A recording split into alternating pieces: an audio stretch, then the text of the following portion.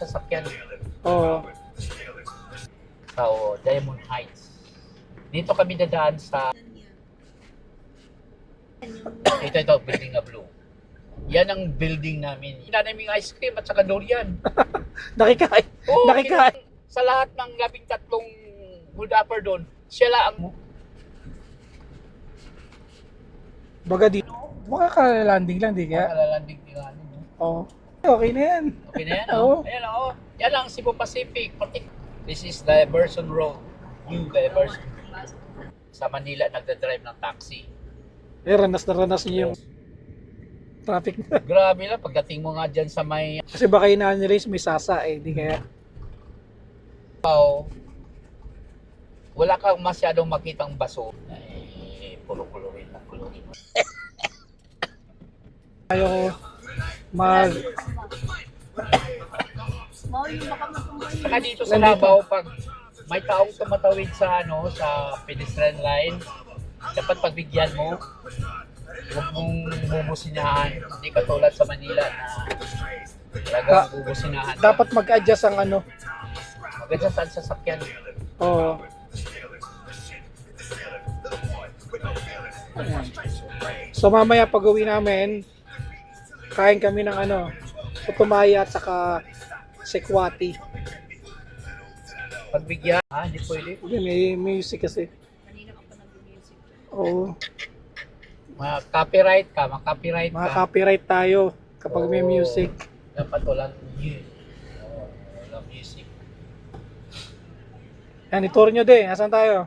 Dito na kami babalik na kami sa aming tahanan sa Diamond Heights.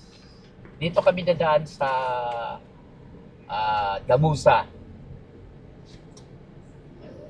Damusa Land Holdings Corporation. Ito may assumption. Di ba dito ka Ito Assumption. Di ba dyan ka ay assumption ka ba, Chay? Hindi. Si Wala. Assisi sila si mami mo. Si Mami Immaculate. Immaculate po sa ICC. Learning ako doon. Learning center yan. Ah, Yun, saan? Ito ay Cabagyo Street, Davao City. di siya yung Baguio sa Cabagyo Avenue. Kabagyo. Cabagyo Avenue. Kala ko WhatsApp mga kabagyo. Kano kaya, Chay? Ayan, Mr. DIY. Kinakaadikan. Paborito ng aking apo. Nangilisik ang mata ng aking apo kung makita ng Mr. DIY. Talagang siya eh. At ito pang isa, yung sa ice cream, yung ito si Coco Bar. Hindi ko pa talaga nakainan yan. Kumain ng Tsaka itong lugar na ito is memorable sa akin kasi nung nagtrabaho pa ako sa Fortune Tobacco, ito malapit na kami sa area sa opisina namin. Opisina namin sa Fortune Tobacco. 1980s. 80s. Saka 8:30 ngayon ng umaga. Oh, So sinasabi nilang traffic. Di ba? Walang traffic. Di ba sentro na to, de? Sentro ba to? Hindi. siyempre dito. downtown na to. O downtown na to. Tsaka ito, pakita mo yung building na yan. Anong building? Yan, yung Ito, building na blue. Yan ang building namin, yung 1980s. Yan ang opisina ng Fortune Tobacco. Yan. sa likod. Mm. Yan mismo, di ba sa likod niya? Sa likod niya. Sa taas kami sa second floor. Tapos ang aming papasok kami dito sa may gate diyan, yung diyan, yan. Dito sa may parking lot. Dito ganito noon. Yan yan ang gate. At dito kayo pumapasok. Itong gate na yan Yan, diyan kami pumapasok. Ang malaki pa to dati. Malaki yan. Hindi, malaki yan sa loob talaga. Ah, At saka diyan kami na hold up. Hold up kami diyan. Pinasok kami ng 13 katao, mga hold upper. Duterte na nun, de. Hindi pa. Duterte. Hindi pa. Niransa kami sa mga masamang tao. 13. Kinuha lahat, pati yung mga sweldo namin kinuha. Inside job yun din. Parang inside job nga eh. Kasi alam na alam nila kung Saan nakalagay yung mga pera namin. pera tsaka anong oras ang bilangan ng pera. Bilangan pera. Isipin mo, yung ano, araw ng limit ng mga pera na Sabado talaga may hinold up mo. Kasi Sabado, remittance yan sa lahat ng ahente galing sa probinsya. So kami, ako malaki-laking dala ko din noon. Kasi Friday, hindi ma-deposit yan sa bangko. So dala namin. Yung kita pa namin sa Sabado, kasama na yon. O pareha, ilang ahente kami. Bali, 8 kaming ahente. Kasi 4 yung senior, 4 ang junior. 13 yung ano. 13. Lahat. Pati yung Limas. pati sweldo na kasi timing na timing, sweldo namin noon eh. Di ba nanguha ng sigarilyo? Ay, kinain pa yung mga malinda naming ice cream at saka durian. Nakikain. Oo, Nakikain. Ang hold up na nakikain pa. Oo, grabe kumain pa sa kusina eh. So that sa susunod, kung mga hold up ka, kailangan busog ka, wag yung ano, Oo. nangingain mo. Oo nga, grabe yung hudapper na yun eh. Walang hiya yun eh. Kumain nga yung iba doon sa baba. And then inside job siya in the way na Meron siyang parang kasamahan. sa labas. Hindi, wala na dyan pero lumabas na siya. Kasi ako alam ko parang siya yun eh. Hindi ko lang talagang talagang siya Ayaw mo eh. lang mag-drop ng Oo, kasi hindi mahirap din kasi mag-drop ng name na hindi wala Pero kang sa dawi siya maggalaw-galaw at saka yung lunan nila sa mukha niya, identified ko na siya nga siya talaga ang yun, kasama sa hold upper. Ako pa nagtitraining noon eh. Pagkahinti yung batang yun, nagkakagayan yun. ang tanong nasa na sila ngayon. Wala na, hindi ko alam kung nasaan na sila ngayon. Ipasa Diyos lang natin yung nangyari. Sinipa pa nga niya ako eh. May galit. Hindi, sinipa niya ako, parang awareness, ganun. Oo. Ano yung sinipa kayo di Kasi siya habang lang, sa lahat ng 13 hold upper doon, siya lang ang nakamaskara. Bakit siya nakamaskara? Oo. So doon na ako nagduda. ano hindi habang sinisipa kayo, subo-subo niya ice cream? Hindi, nagtingin sa akin. Tapos, ang kasi yung lunal niya, kita ko talaga dito. Kala ko dito. nangingingain ng merienda habang sinisipa kayo. Yung mga kasama niya, Tsaka yung forma sa katawan niya, lahat, talagang siya talaga. Hindi ko talaga sa hindi siya talaga. Ayan na, alas 8:36. Yan ba sinabi sa Davao? Traffic, Na, walang traffic. O tingnan mo. Sobrang traffic nga. Tingnan mo ang takbo namin, 40 kilometers per hour. Tapos sabihin nyo traffic. Samantala sa Davao, walang traffic. 80 kilometers per hour tali ang takbo sa EDSA eh. Tama ba? Sa EDSA, ewan ko, sa EDSA. Sa EDSA, 80 kilometers per hour. Hindi, sa EDSA, 80 kilometers per hour. Ang ano naman, hindi ko manda. Yun nga, iniwala. 5 lang. Baka wala pang 5. Ay yan sinabi ng traffic ang Davao. Diyos ko. Hindi, to mind lang na bakasyon ng mga bata. Kahit na dito, nadoon na yung medyo traffic talaga. Pero, Hindi, usually dito nagta-traffic dito pag kasi malapit sa SM, tsaka eskwelahan. intersection, Hindi naman siya yung parking lot. aabutin ka ng 1 oras sa traffic. Kumbaga normal lang traffic. Kumbaga normal lang traffic dahil sa stoplight. Stoplight. Hindi kasi may stoplight Hindi siya parking lot. Tulad ngayon, nasa stoplight kami. Maya-maya, nasa na kami niya, nakakaliwa na kami. Grabe yung Stop. Imagine Stop. Ayan, naka-go na kami. Ikaw kasi may gusto sa Go na kami. So, liliko na kami Balik sa ko kami sa ang Yunto. Ang Yunto, yan ang Yunto Street. Yan, ganyan lang yung traffic dito. Stoplight lang. Medyo may kunting traffic, pero hindi talaga katulad sa ibang lugar. Talagang Super bumper to bumper. Sasabihin sa media na yung Davao sobra ka worse ang traffic. Sira ulo yun. Kami, taga Davao kami, alam namin yung traffic dito.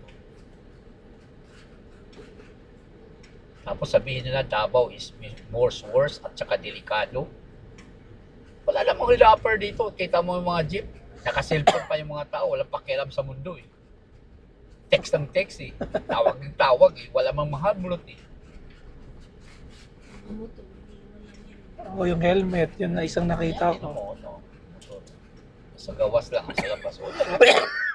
Pero sa Pilipinas, sa Manila, kapag kailangan bitbit mo yung helmet mo kahit saan ka pumunta.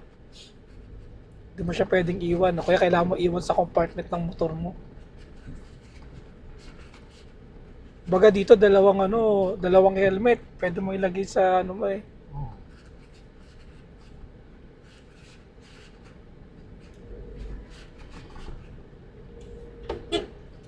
Pero sa gabi kasi, katulad nung di ba, nung pumunta tayo sa daming kainan. Mahilig kumain ng taga Davao, mahilig kumain. Tingnan mo anong araw yun, di ba? Parang weekdays, pero ang daming tao pa rin dun sa Sa Roas. Oo. Gabi-gabi naman talaga yun, maraming tao. Lalo na kung Friday sa Sabado. Oo. Maraming tao talaga dyan. Kaya yung dito, Mang Inasal, matao pa rin ng Mang Inasal, pero mas mo pa rin kumain sa mga ganun eh, no? Ang restaurant yan.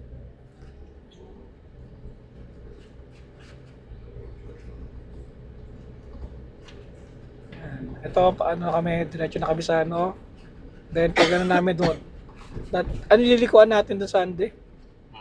Ano lilikuan natin doon sa pagdiretso na ito? Papunta ng airport. Ayun, papunta ka airport. Diversion Road. TV oh. Yan ang runway. Yan ang runway ng Cubao. Walang aeroplanong bumaba eh. Sayang no? Sayang kung mayroong aeroplano ang ikot dyan eh. Oh, baka wala pa kasi. Wala pa eh. Yan ang runway. Dito kami duwa. Ayan na, sayang oh. Papunta sana ako yan oh. Ay, hindi, paano na yan eh? Magkano yan? Puti. Dito yan eh, dito na yung liko yan oh. Makaka-landing lang, di kaya? Makalalanding din nga no. Oo. So, doon ba baka mahabot pa na. Bilis-bilisan mo din. Bilis-bilisan mo. Baka makahabot. Bilisan mo. Sayang. Wala na, malalim na dito eh. Hindi doon sa kabila. Doon sa kabila yung pantay.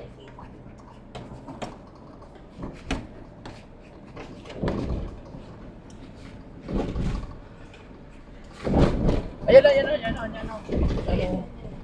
Magti-take off, daddy. Sayang oh. Sayang. Ayan, oh, yan, Take off sabihin mo. Yan, Cebu Pacific, not sponsored. Pa-take off sila eh, oh. Gusto mo, ano tayo? Huwag na di, okay na yan. Okay na yan, Oo. oh. Ayan, oh. Yan ang Cebu Pacific, patikop na siya. Oh, dito kami dumaan sa along the side sa runway ng airport ng Davao. Yung bagong way. This is Diversion Road. New Diversion. Okay na. Oh. Tama na. Alado din ang mo. Maganda, marami ka nang mapasok sa vlog. Teres, Yan, nakita niyo yung di ba, na airport. oh, So after nandito na kami sa airport road to, no? Airport Road. Ito yung sinasabi nilang traffic daw lagi sa airport road. Sino sabi? Di ba? Airport road ba yung sinabi nila? Para sabi nila airport road daw laging traffic eh. So ito yung airport road. Everyday kami dumadaan dito. Hindi siya traffic. Nasa stoplight lang kami. Doon lang siya nagano. Tapos, kaya yung mga taga Maynila, sinasabi nila, traffic daw dito. Nung merong nakasakyan na Grab, sabi niya, traffic naman daw sa Davao. Sabi ko, hindi. Kasi, nagdadrive ako sa Davao eh. Minsan, hindi ko nakaranas ng major traffic like EDSA. Or some other, sa mga airport, tulad ng Terminal 3. Oo. Di ba sa ilalim ng traffic kapag na. Dito, kahit rush hour, kahit anong oras, ganito lang ang traffic niya. Moving siya, hindi siya slow moving. Moving lang siya kasi dahil sa mga stoplight na Huminto lang siya sa stoplight. Ako tanongin nyo kasi ako Kaya ito lagi oh, nagda-drive. lagi ako nag-drive. Saka matagal ako sa sa Manila nagda-drive ng taxi. Ranas na ranas niyo yung Mas ano. naranas ko ang traffic sa Manila kaysa dito. 1998 nagda-drive na ako ng taxi hanggang Hindi, 2000 na naman. 2017, 16 nagretiro na ako. Oo. Naranasan ko ang traffic sa EDSA, saan mga lugar sa Mandaluyong. Sa airport. Airport, papunta lalo na kung Christmas season, napaka-traffic yung lugar sa Manila. Lalo na papunta sa airport, pagsakit ang ulo mo. Pero dito sa Davao, nung lumipat ako, bumalik kami sa Davao ni darling ko. Oh, wala naman traffic. May traffic ko, konti lang yung pagdating sa Stoplight. ano lang, slide lang talaga. Hindi magtagal. Tapos sabihin nila traffic. Ako mismo, talagang patunay na ang Davao hindi talaga traffic. Ang nagsasabi lang ng traffic, yung mga taong hindi iniisip. Yun. Hindi nila na-experience. Nag-ano lang sila, nag-rely lang sila sa salita ng media. Media, wala namang ano yan eh. Hindi naman actual yung iba. Iba, parang ano lang eh. O din, nagiging political tayo din. Kopya-kopya lang yan. Ako mismo, buhay na buhay ako. 67 years old na ako. The living Dito, proof. pag makaroon ka lang ng traffic, kung may disgrasya, may banggaan, ganun, yan. Karoon ka talaga ng... Sa Manila, kahit wala pang banggaan, Wala. Sus, traffic na. grabe lang. Pagdating mo nga dyan sa may, sa may Cubao, Diyos ko, ang traffic. Luluhod ka sa mga tala kasi sobrang traffic. Bakit di kaya sila... 21 years ako nag-drive ng taxi sa Manila. Alam ko kung gaano ka-traffic ang Manila. Pero hindi ba traffic dun sa kabila nito di sa may ano? Saan? Yung sa may Sasa? Ma-traffic pero hindi talaga katulad sa Manila. Grabe. Ay, traffic ko konti lang, hindi magtagal. Kasi baka inaan nila yung sa may Sasa eh, di kaya. Nakaligo na kami, dito kami sa vicinity ng ano namin, bahay namin. So ganoon lang kadali. Wala pang 10 minutes, tama ba? Ay hindi, wala pang 30 minutes kasi Wala. 36. Wala, normally yung biyahe natin ng Agdao to Agdao to dito. Mga Or 20 Diamond to Agdao. 15 minutes lang talaga, maximum 20 minutes. Hindi kasi umalis tayo 36 eh, ano na, 8:52 na. di mga 20 minutes. 20 to 25 minutes. Oo. Yun nga. Isipin mo ilang kilometro yan. From Agdao to airport. Hmm. Dali, nasa mga... Pero wala kaming traffic na naranasan, kundi stoplight lang. Ganun lang. Ito sa Davao, wala kang masyadong makitang basura kasi meron naglilinis sa kalsada araw-araw. Walang kalat na basura.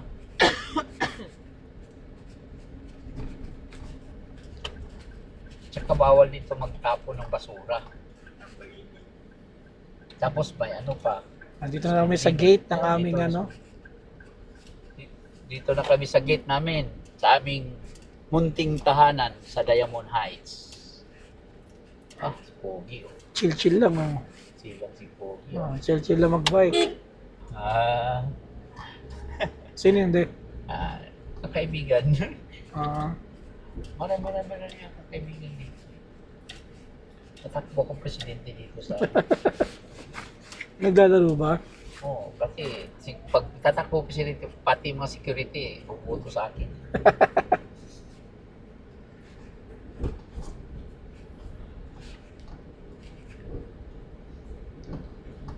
Yan ayun ang clubhouse. May swimming pool na di namin nagagamit.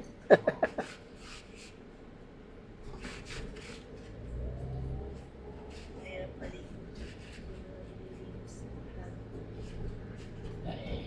Puro-kulorin lang. Kulorin mo lang. Hindi na ako. Hindi ko pa palagunin sa saya. Yabok sus. Malakas talaga ba tayo? Malakas. Pati yung burner, gilok doon niya. Kita mo, Chay? The rollers. Binuhat niya yung yung burner. Tatlong yung burner yun.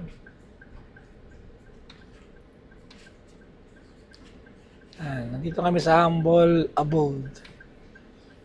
Yan. Kayo lang kadali. Bye-bye!